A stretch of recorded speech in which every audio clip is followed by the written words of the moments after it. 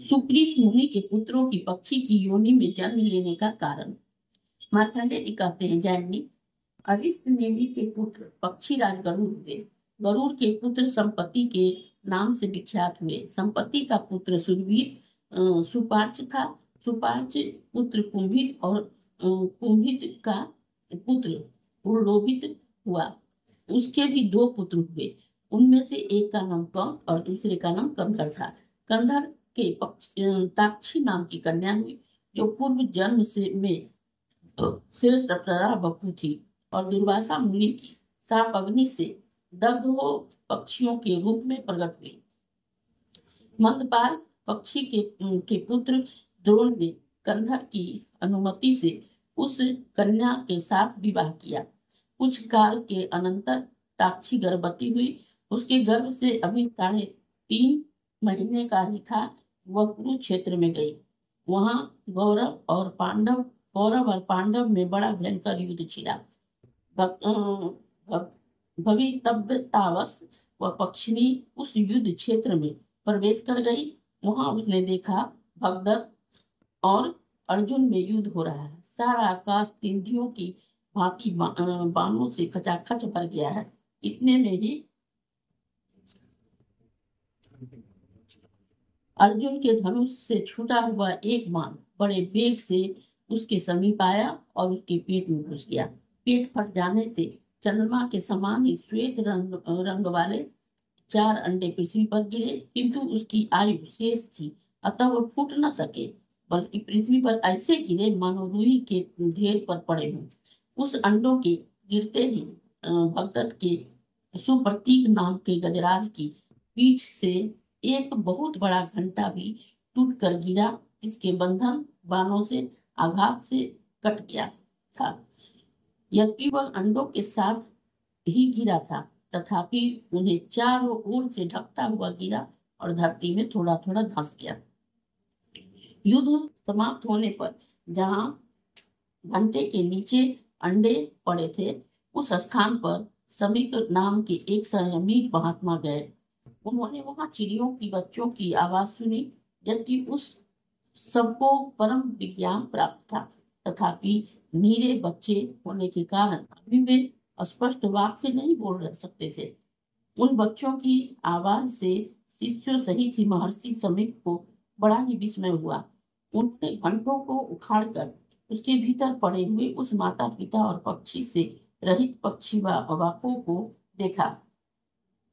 उन्हें इस प्रकार से भूमि पर पड़ा देख महामुनि समीक आश्रम आश्चर्य में डूब गए और अपने साथ आए हुए विजयों से बोले, देवासुर संग्राम में जब दैत्यों की सेना देवताओं से पीड़ित होकर भागने लगी, तब उसकी ओर देखकर स्वयं विप्रवर शुक्राचार्य ने यह ठीक ही कहा था। ओ कायरों, क्यों पीठ दिखाकर जा रहे हो? न जाओ, लौट जाओ। अरे, शौर्य और श्रेयस का परित्याग करके ऐसे किस स्थान में जाओगे जहां तुम्हारी मृत्यु न होगी? कोई भागे या युद्ध करे, वह तभी तक जीवित रह सकता है जब तक के लिए पहले विधाता ने उसकी आयु लिखित है, निश्चित कर रखी दी है। विधाता की इच्छा अनुसार जब तक जीव की आयु पूर्ण नहीं हो जाती, तब तक उसे कोई मार नहीं सकता। अपने घर में मरते हैं, कोई भागते हैं और प्राण त्याग करते हैं। कुछ लोग अन्न खाते हैं, पानी पीते ही काल के गाल में चले जाते हैं। इस प्रकार कुछ लोग ऐसे हैं जो भोग विलास का आनंद ले रहे हैं, इच्छा अनुसार वाहनों पर विचरते हैं, शरीर से निरोग हैं तथा शस्त्र से इसका शरीर कभी घायल नहीं हुआ, वे भी यमराज के वश में हो जाते हैं। कुछ लोग निरंतर तपस्या में ही लगे रहते हैं, किंतु उन्हें भी यमराज के दूत उठा ले गए। निरंतर योगाभ्यास में प्रवृत्त रहने वाले लोग भी शरीर से अमर न हो सके। पहले की बात है, वज्रपाणी इंद्र ने एक प्रकार संबरासुर के ऊपर अपने वज्र का प्रहार किया। उस वज्र से उसकी छाती में चोट पहुंचाई, तथापि वह असुर मर न सका। परंतु काल आने पर उन्हें इंद्र की उसी वज्र ने जब दानवों को मारा, वे तत्काल मृत्यु को प्राप्त हो गए। यह समझकर तुम्हें भय नहीं करना चाहिए, तुम सब लोग लौट जाओ।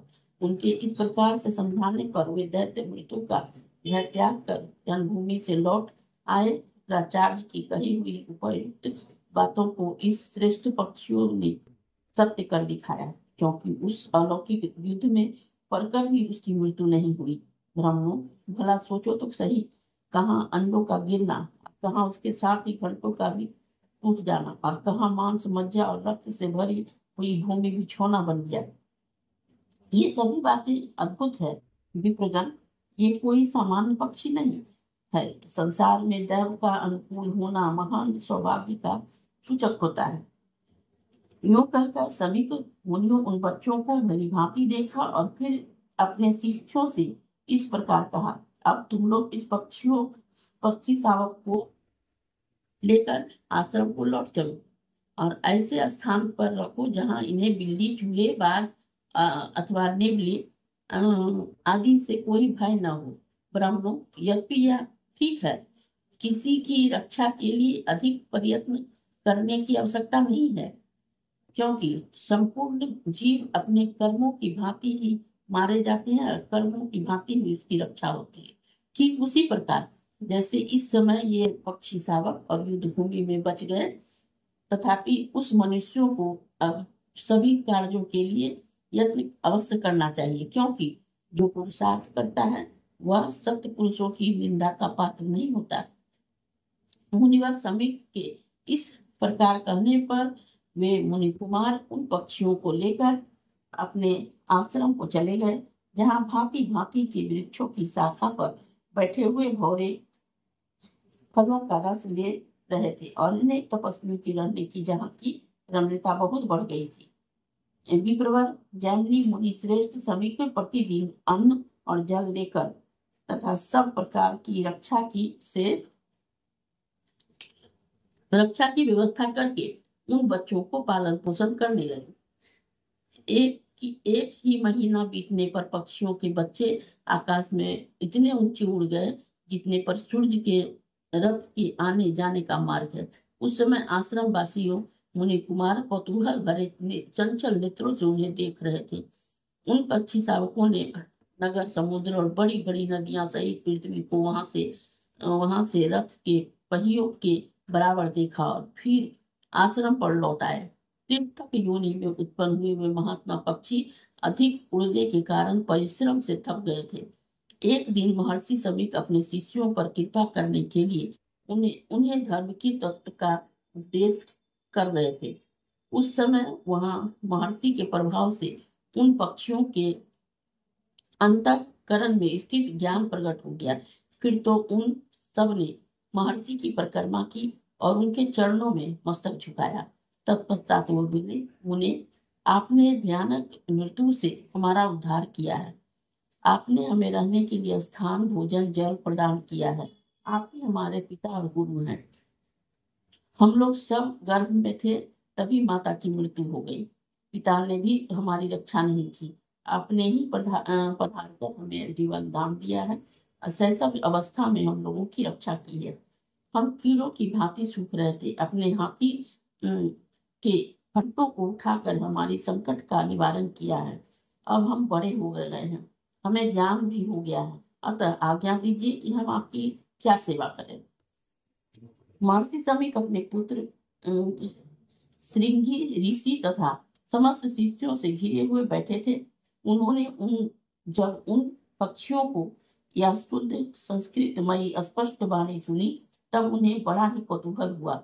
उनके शरीर में रोमांच हो गया। उन्होंने पूछा, बच्चों, तुम लोग ठीक ठीक बताओ, तुम्हें किस कारण से ऐसी वाणी प्राप्त हुई है?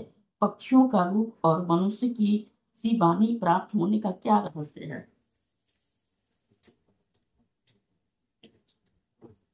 पक्षी बोले, मुनिवर, प्राचीन काल में विपुल स्वान नाम का एक श्रेष्ठ मुनि थे, जिनके 2 पुत्र हुए, सुकृस और तुम्बरु। सुकृस अपने चित्त को बस में रखने वाला महात्मा थे। उन्हीं में से हम 4 पुत्रों का जन्म हुआ। हम सब लोग विनय, सदाचार और भक्ति बस सदा विनीत भाव से रहते थे। पिताजी सदा तपस्या में संलग्न रहते थे और इंद्रियों को काबू में रखते थे।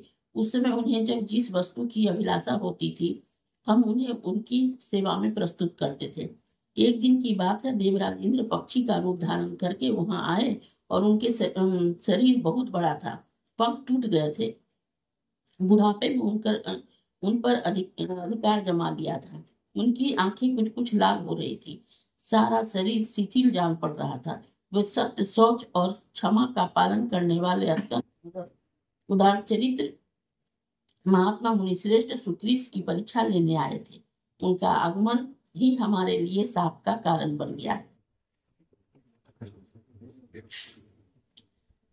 पक्षी रूपधारी इंद्र ने कहा, विप्रवर, मुझे बड़े जोर से भूख सता रही है, मेरी रक्षा कीजिए महाभाग। मैं भोजन की इच्छा से यहाँ आया हूँ, आप मेरे लिए अनुपम सहारा बने। मैं विंध्या पर्वत के शिखर पर रहता था, वहां से किसी प्रबल पक्षी के पंखी की प्रकट हुई अत्यंत वेग युक्त वायु के झोंके खाकर पृथ्वी पर गिर पड़ा और मूर्छित हो गया। एक सप्ताह तक मुझे होश नहीं हुआ। 8वें दिन मेरी चेतना लौटी है। सचेत होने पर मैं भूख से व्याकुल हो गया हूँ और भोजन की इच्छा से आपकी शरण में आया हूँ। इस समय मुझे तनिक भी चैन नहीं है। मेरे मन में बड़ी व्यथा हो रही है कि विमल बुद्धि वाले महर्षि, आप मेरी रक्षा के लिए भोजन दीजिए, जिससे मेरी जीवन यात्रा चालू रहे। यह सुनकर महर्षि उन पक्षी रूपधारी इंद्र के से कहा कि मैं तुम्हारी प्राणों की रक्षा के लिए तुम्हें यथेष्ट भोजन दूंगा। यूं कहकर दुष्श्रेष्ठ सुक्रीस ने पुनः उनसे पूछा, मुझे तुम्हारे लिए कैसे आहार की व्यवस्था करनी चाहिए?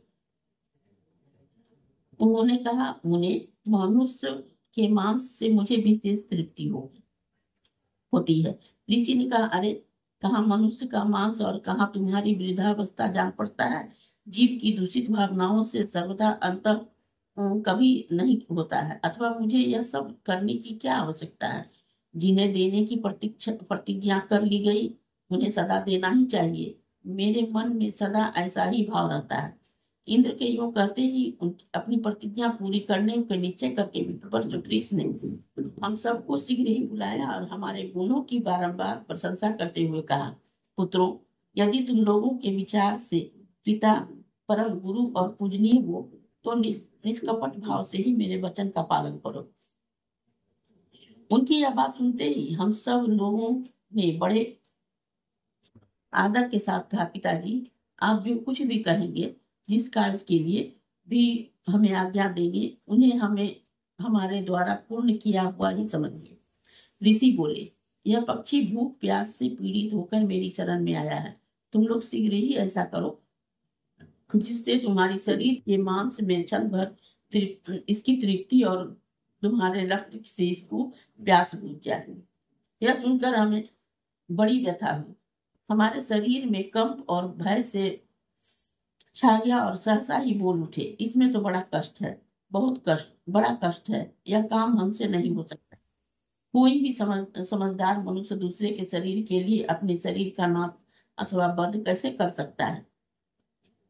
अतः हम लोग यह काम नहीं करेंगे। हमारी ऐसी बात सुनकर ही मुनि क्रोध से जल उठे और अपनी लाल लाल आंखों से हमें दग्ध करते हुए पुनः इस प्रकार बोले कि अरे, मुझसे इसके लिए प्रतिज्ञा करके भी तुम लोग यह कार्य नहीं कर सकते।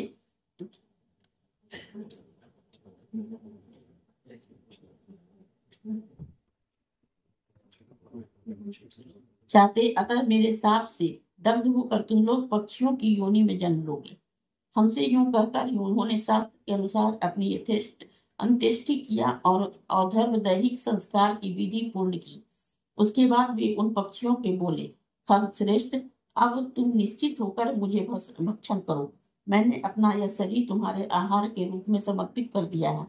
पक्षीराज, जब तक आपने सत्य का पूर्ण रूप से पालन होता रहे, यही ब्रह्म तत्व कहलाता है। अतः दक्षिणायुक्त यज्ञों अथवा अन्य कर्मों के अनुष्ठान से ही वह महान पुण्य नहीं प्राप्त कर सकते जो उन्हें सत्य की रक्षा करने से प्राप्त होता है।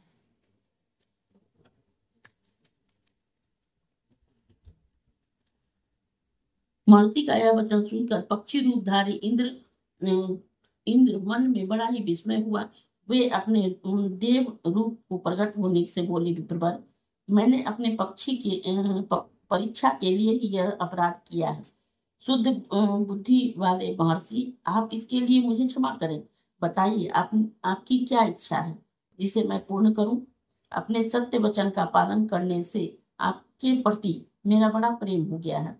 आज से आपके हृदय में इंद्र संबंधी ज्ञान प्रकट होगा। आप अब आपकी तपस्या और धर्म में कोई विघ्न नहीं उपस्थित होगा।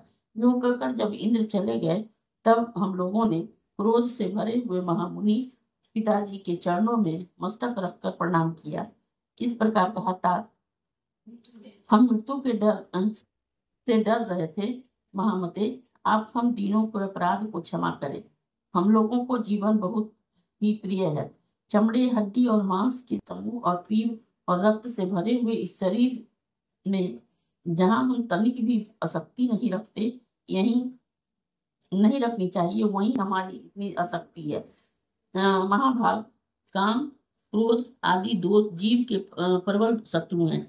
इससे विवश होकर यह लोग जिस प्रकार मोह के वशीभूत हो जाता है, उसे आप सुने। यह शरीर एक बहुत बड़ा नगर है। प्रज्ञा की ही इसकी चार दीवारी है। हड्डियां ही इसकी खंभे का काम देती है। चमड़ा ही एक इस नगर का दीवार है जो समूचे नगर को रुके हुए है। मांस और रक्त के पंख का इस पर लेप चढ़ा हुआ है। इस नगर में 9 दरवाजे हैं। इसकी रक्षा में बहुत बड़ा ही प्रयास करना होता है। नस नाड़ियां इसे सब ओर से घेरे हुए है। चेतन पुरुष ही इस नगर के भीतर राजा के रूप में विराजमान है। उनके 2 मंत्री हैं, बुद्धि और मन। वे दोनों ही परस्पर विरोधी हैं और आपस में बैर निकालने के लिए ही दोनों ही यत्न करते रहते हैं। 4 ऐसे शत्रु हैं जो उस राजा का नाश करते हैं। उनके नाम हैं काम, क्रोध, लोभ और मोह। जब राजा उन 9 दरवाजों को बंद किए रहता है, तब उसकी शक्ति सुरक्षित रहती है और वह सदा निर्भय बना रहता है। वह सबके प्रति अनुराग रखता है, अतः शत्रु उसका पराभव नहीं कर पाते। परंतु जब वह नगर के सब दरवाजों को खुला छोड़ देता है, तब उस समय राग नामक शत्रु नेत्र आदि द्वारों पर ही आक्रमण करता है। वह सर्वत्र व्याप्त रहने वाला, बहुत विशाल और 5 दरवाजों से नगर में प्रवेश करने वाला है। उसके पीछे पीछे ही 3 भयंकर शत्रु इस नगर में घुस जाते हैं। 5 इंद्रियां नामक द्वारों से शरीर के भीतर प्रवेश करके राग, मन और अन्य इंद्रियों के साथ ही संबंध जोड़ लेता है। इस प्रकार इंद्रिय और मन को वश में करके वह दुर्घर्ष हो जाता है और समस्त दरवाजाओं को काबू में करके वहां 4 दीवारियों को नष्ट कर देता है। मन को राग के अधीन हुआ देख बुद्धि तत्काल नष्ट हो जाती है। जब मंत्री साथ नहीं रहते, तब अन्य पूर्ववासी भी उसे छोड़ देते हैं। फिर शत्रुओं को उससे छिद्र का ज्ञान हो जाने से राजा उसके शरीर द्वारा नाश प्राप्त होता है। इस प्रकार राग, मोह, लोभ तथा क्रोध, ये दुरात्मा शत्रु मनुष्य की स्मरण शक्ति का ही नाश करने वाले। राग के से काम को होता है, काम से लोभ का जन्म होता है, लोभ से सम्मोह अविवेक होता है और सम्मोह से स्मरण शक्ति भ्रांत हो जाती है। स्मृति से भ्रांति से बुद्धि का नाश होता है और बुद्धि का नाश होने से मनुष्य स्वयं ही नष्ट कर्तव्य भ्रष्ट हो जाता है। इस प्रकार जिनकी बुद्धि नष्ट हो चुकी है, जो राग और लोभ से पीछे चलने वाले हैं तथा जिन्हें जीवन का बहुत लोभ है, ऐसे हम लोगों पर आप प्रसन्न होइए। श्रेष्ठ, यह जो साथ आपने दिया है वह हमें लागू न हो। तामसिक योनि बड़ी ही कष्टदायिनी होती है, हम उसे कभी प्राप्त न हो। ऋषियों ने कहा, पुत्रों, आज तक मेरे मुख से जो कभी झूठी बात नहीं निकली, अतः मैंने जो कुछ कहा है वह सभी मिथ्या नहीं होगा। मैं यहाँ दैव को भी प्रधान मानता हूँ, उसके सामने पौरुष व्यर्थ है। आज दैव ने मुझसे बलपूर्वक यह अयोग्य कर्म करा डाला, जिसकी मैंने कभी मन में भी कल्पना भी नहीं की थी। पुत्रों, तुम लोगों ने प्रणाम करके मुझे प्रसन्न किया है, इसलिए तीर्थक योनि में जन्म लेने पर तुम्हें परम ज्ञान प्राप्त होगा। ज्ञान से ही तुम्हें सन्मार्ग का दर्शन होगा। तुम्हें क्लेश और पाप धुल जाएंगे और तुम्हारे मन में किसी प्रकार का संशय नहीं रहेगा। इस प्रकार मेरे प्रसाद से ज्ञान पाकर तुम परम सिद्धि को प्राप्त कर लोगे। भगवान, इस प्रकार पूर्व काल में दैववश पिता ने हमें शाप दे दिया। तब से बहुत काल से बाद हम दूसरे योनि में आए हैं, युद्ध भूमि में तत्पर हुए और फिर आपके द्वारा हम लोगों का पालन हुआ। दूसरे यही हमारी योनि में आने की कहानी है। संसार में कोई भी जीव ऐसा नहीं जिससे दैव के द्वारा बाधा न पहुंचती हो, क्योंकि समस्त जीव जंतुओं की चेष्टा दैव के ही अधीन है। मार्कंडेय मुनि कहते हैं, उनकी बात सुनकर महाभाग समीप मुनि ने अपने पास बैठे हुए द्विजों से कहा, मैंने तुम लोगों को पहले ही बताया था कि ये साधारण पक्षी नहीं है, कोई श्रेष्ठ द्विज है जो कि अलौकिक युद्ध में जन्म लेकर भी मृत्यु को प्राप्त नहीं हुए। तदंतर महात्मा समीक ने अत्यंत प्रसन्न होकर उन्हें जाने की आज्ञा दी। फिर वे वृक्षों और लताओं से सुशोभित पर्वतों में श्रेष्ठ विंध्यागिरी पर चले गए। तब से आज तक वे धर्मात्मा पक्षी तपस्या और स्वाध्याय में संलग्न हो समाधि के लिए ही दृढ़ निश्चय कर उस पर पर्वत पर ही निवास करते हैं।